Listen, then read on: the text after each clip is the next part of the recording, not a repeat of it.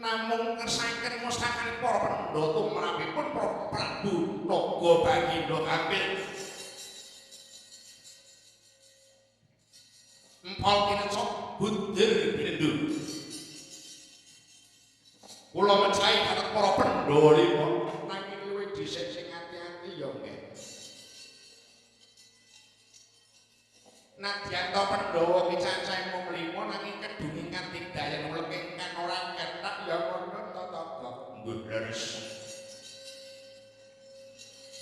Pandhawa niku cacahe wonten gangsal nggih niku kedungi kanthi dayan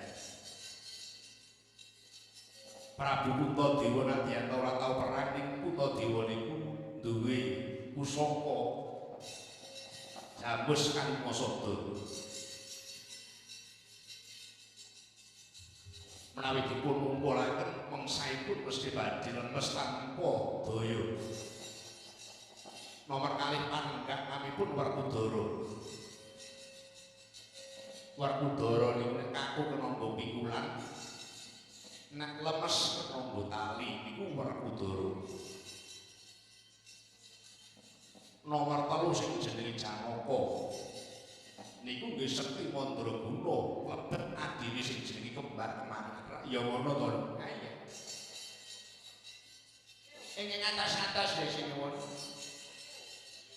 Nadyan ta ngono ingsun ora bakal wang-wang nyawang marang para penduduk. Bendang kathah entos napa bidal diterangke bawa teman. Oh iya. Yen tak kersane dikono ngono ayo tak tinggal dawuh marang Prawadya Bala Pusir Bumi.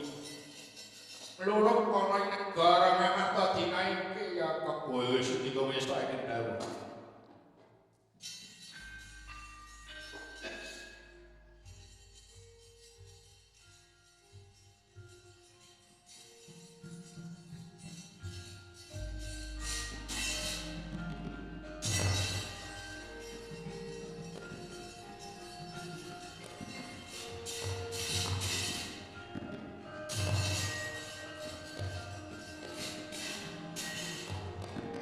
Thank you.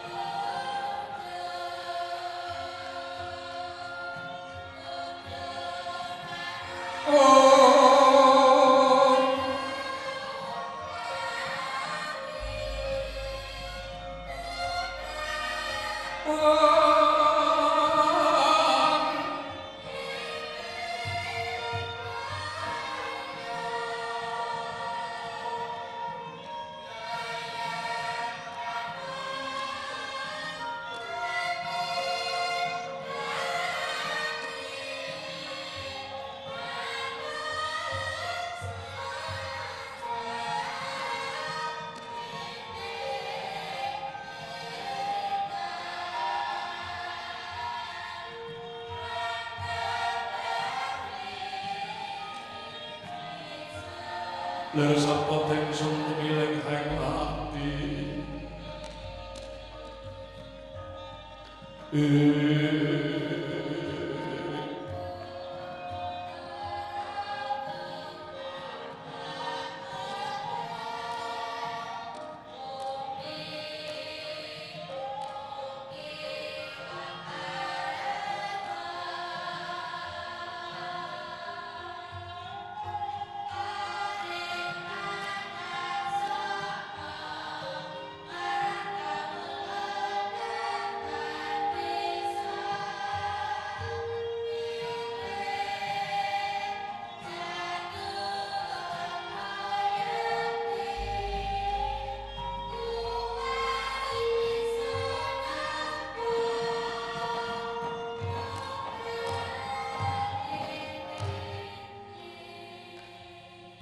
Suwah Marbrata Pitama anake punita minangka dadi purwakaning kondo engkang mati dosa purwa eka sawijan diluwih dosa 10 purwa marang wiwitan punita minangka dadi purwakaning kondo menika tawarnane melaring negari Ngamarta ya negara Cengkakapura ya sepat Indraprasta. Mula pinane panggonganing carita wit kaya negara satus lan jangkep kalih Nadyanta sing jangkep sedasa. Negara panjang kunjung pasir kira gemah repah arta kotor araharja. Dene sinten to ingkang jumeneng wonten negari Ngamarta pambayuning Pandhawa ingkang sejuluk Prabu Puntadewa ya Sang Prabu Yudhistira ya Sang Prabu Ajatasatru ya Sang Prabu Darmawangsa Dharmaraja nakala sampun katenggah mungguing pendhapi agung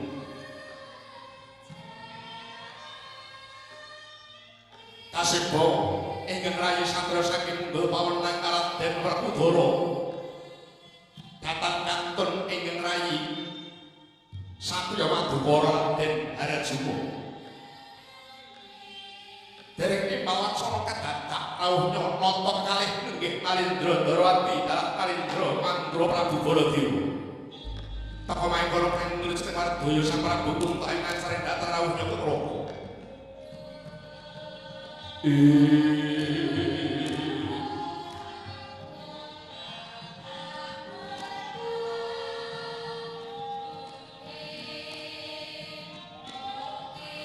Hangga itu Sudama Gusti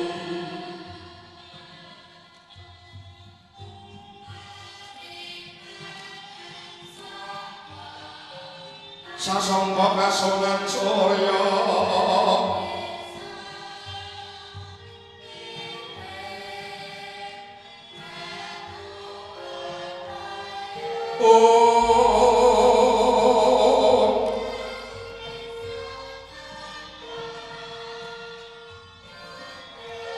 Prabanya sungsung kaswa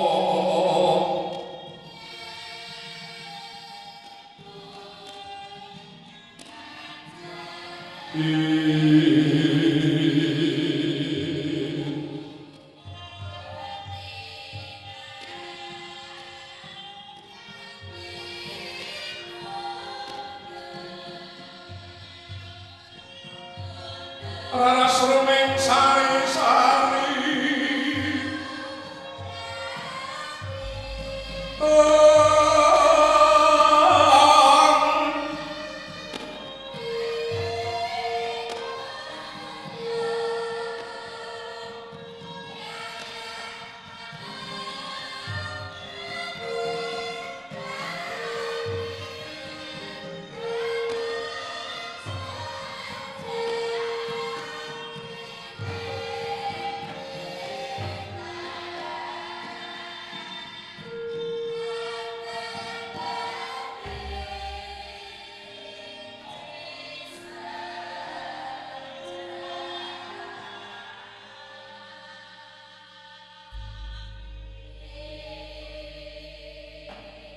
Sritiman ing pasewakan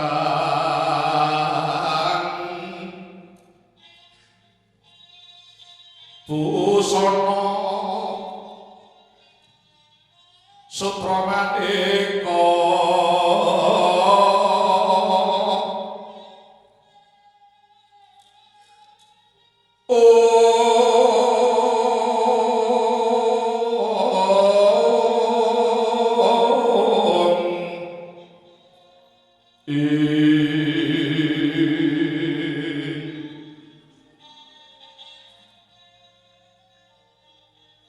sebab puspiteng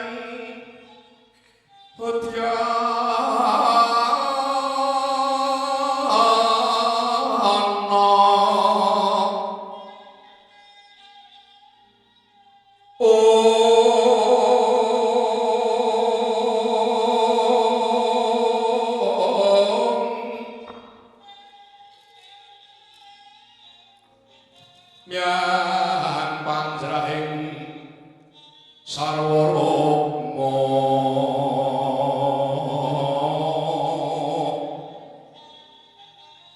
renggeng manima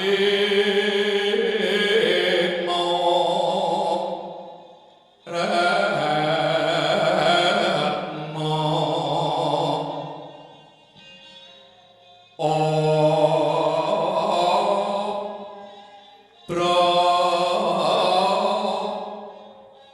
Prabanyo sumirat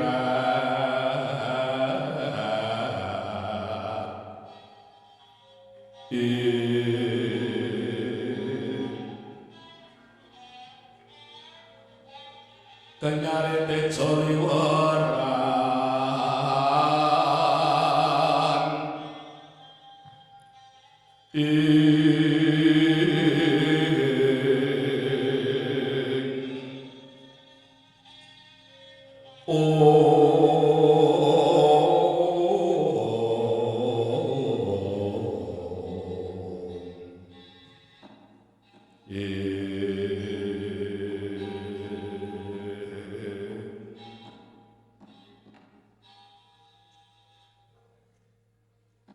Koko Prabu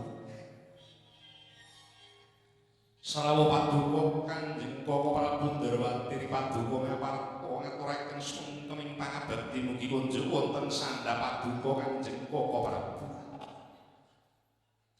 Iya. Dateng kadhakalingga murdosi prembanging Paduka rumah dateng Rakanta ing Ndarwatiri. Namung iso dateng pangastawa mugi katur wonten Sa Paduka Yai Sang Nyaji. Koko Prabu inggih sanget anggen kula pundi. Koko Prabu Baladewa rawuh Paduka kula ngaturaken sungkem pangabekti mugi kunjuk Koko Prabu. Lata, Yai. Kula tampi dawuh sami-sami namung wangsul pangastuti Rakanta Mandura mugi katur wonten Sa Paduka Yai Prabu. Koko Prabu inggih sanget anggen kula pundi.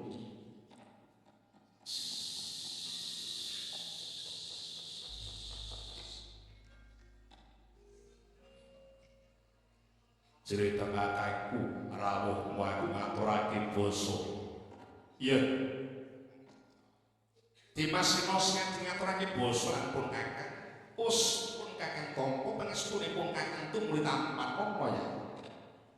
Tak pun ditadya jimat. Jerabak kakangku bahasaku katur. Jerabak kakangku bahasaku katur. Koko Prabu, Yai Prabu, Paduka Koko Prabu dipun bagiaken kaliyan Rayi Werkudara. Nggih, pancen tak jarak. Pancen tak jarak. Jejulipun kakang akeh dadi Baladewa, jejulipun kakang Kakrasana, Halayuda, Wasi Jaladara jejulipun kakang. Mbake karo wong tuwa jraban patake jangkring wong dipun kakang. Semo cerita kakak gopo yang to mbake kemarang Kang Raka Mandura aja nganggo sebutan jerabak. Mergo merga sing jeneng Drapang ngono kuwi srikane Koko Prabu Baladewa. Mula ya Ki, tak jaluk Siadi yen to mbake kemarin neraka. Aja sebutan Drapang. Yen to Siadi mbake kemarin kan neraka men durung nganggo sebutan Drapang. Wis. Werkudara pisan aku bola-bali lho. Ya tak tompo basane Siadi. Lahir batin. Pengeskuripun kang napa kok? Ya tak pundi dadi jimat. Koko Prabu rawuh paduka kula ngaturaken pangabekti Koko Prabu. Ya Yayi wis tak tompo. Ndadosaken bingah manah kula ing tanpa kepindhan Koko Prabu iki harus saking rawuh paduka Kanjeng Koko Prabu. Sasamunipun lenggah kanthi prayogi pareng pori paduka nyandhung dawuh dene wontenipun dados ing pundi kepareng paduka tedhak wonten negaring Amarta dinten mriki. Iya.